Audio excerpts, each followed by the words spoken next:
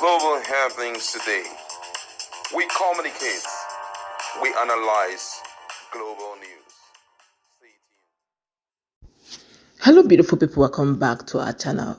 For a while now, Larry Olayinka, this media person to Wike, is doing a hard-hackling job trying to defend his paymaster. Obviously, from the information we are gathering, is getting closer than we think. As we speak, there seems to be mounting pressure on Mr. President to do the needful with Wike. Obviously, the relationship that we thought is going to take a long while is gradually folding up to an end faster than we thought of. And in fact, as we speak, obviously, Wike will be needing Fubara more than Fubara will be needing him to remain relevant. Before we go into the newspaper, kindly subscribe to our channel. Now, according to multiple insider sources, President Bola Ahmed Tinubu is facing very mounting pressure from some of his closest political allies and long-time associates to review his relationship with the Minister of the FCT, that's Federal Capital Territory, Wike.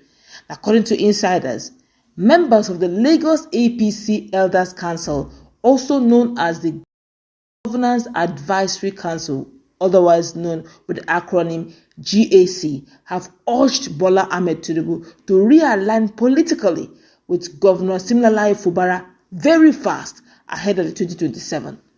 The elders reportedly told the president that Wike had become a political baggage and that continuing to associate with him could harm the administration's reputation and electoral standing in the South region. It's obvious. What maltreating Fubara and a Ijaw man could send the wrong message to the riverine people of Rivers and Niger Delta as a whole, he added. Presidential officials disclosed that while Femi Gbajabiamila, the president chief of staff, is opposed to dropping Wike, Tinubu is seriously considering the elders' advice. One of the officials said, and I quote, "The president is beginning to..." One of the elders, a 88 years old long-term political ally of Bola Ahmed Tinubu, the sitting president, whom the president often consults for advice, was said to have personally told him during a private meeting in Lagos that it is time to do away with Wike. The elder, according to sources, advised Tinubu to work with Fubara instead, because the Rivers governor has shown calmness, patience, restraint, even in the face of provocation. The elders reminded the president that Fubara remained loyal during his suspension and didn't rock the boat, one presidential source insider revealed. They told him to see the wisdom in the argument. He has already asked one of the senior officials in the presidency, who handles ministerial evaluation, to prepare a report on the FCT minister. The source added that there are plans to ease Wike out during the president's third anniversary in office next year, using the growing number of petitions against the minister as justification. There are already several petitions in the president's office, some alleging financial impropriety and abuse of power. The president had ordered a discreet investigation to verify these claims and build a case that could make Wike's resignation appear inevitable, the source said. According to a senior aide familiar with the development, the president's men are worried that Wike's growing notoriety for inflammatory remarks and confrontational style is beginning to damage the image of the government. The source said Wike is doing well in infrastructure and development, and the president appreciates that, no doubt. But his frequent outbursts and threats during media briefings have become a liability. They are increasingly being viewed as a source of negative publicity for both him and the president, the official added.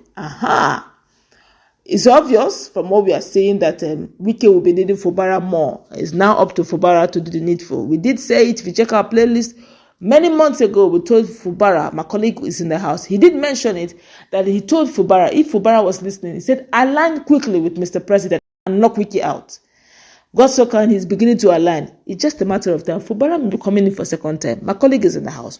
What's your take on this latest information? This is breaking and it's quite authentic. Well, I think that right now, the way things are going, even FCT minister himself will try to restructure. Don't forget that this guy is a very experienced politician. Talking about Wike, he's a very experienced politician, and I have heard him say things many times pointing to one direction, that thing called the dustbin of former governors or former minister is one place he would want to be there. He said as long as he exists, if the papers do not talk about him in a whole day or week, that he will begin to question everything, what is going on. So he always wants to be at the forefront. I think that was what actually baited that monthly media parley and all of that. But the president also is looking at the reactions of Nigerians, because even if he's not allowed to be privy to what is on the social media, there are some very close allies that will talk to him about what is going on. Yeah, a lot of people are cross-carpeting to his party. Governors are intending to do so. But then there are a lot of things going on that points to one direction, that the Democrat that he claims to be, Nigerians are not seeing him in that light because of some high-handed moves that have happened thus far. Now, topmost in the list was the issue of Fubara.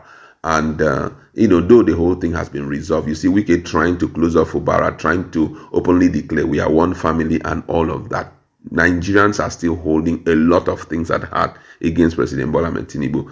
And to push, because one of the things very common about Nigerians is whenever things happen, we kind of leave the previous issue and we jump on the new one. Now, a lot of things have happened, but then Nigeria is still holding the memories of that 6 months, stuff.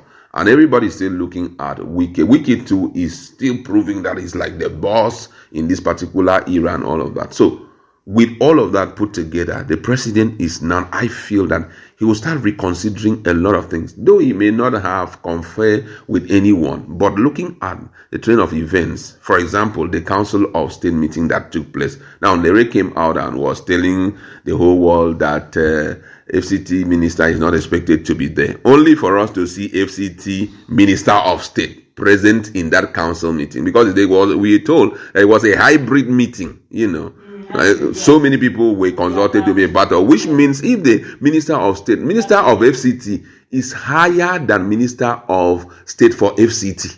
You understand? So it was the minister of FCT that should have been there, but he boycotted it. Yeah, he sent the woman to go and represent. Then Lere here is busy playing drums for people who listen to him and all of that. But with that picture, immediately I saw that video, I knew that he was supposed to be, but somehow he boycotted it for whatever reason that he had given and all of that. But everything points to one direction, that the president is becoming very holistic in his political move.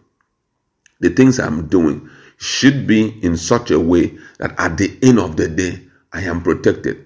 Even the new guy that came on board as the INEC chairman, I can assure you that there are a lot of people who would have wanted to suggest people for him, because, if you can control him, control the INEC chairman, you can control a lot of things about any administration, So I think the president at a point just wanted to be just solo in this one and make his appointment. Some of them are not happy with him, but let's give it time. A lot of things will keep unfolding.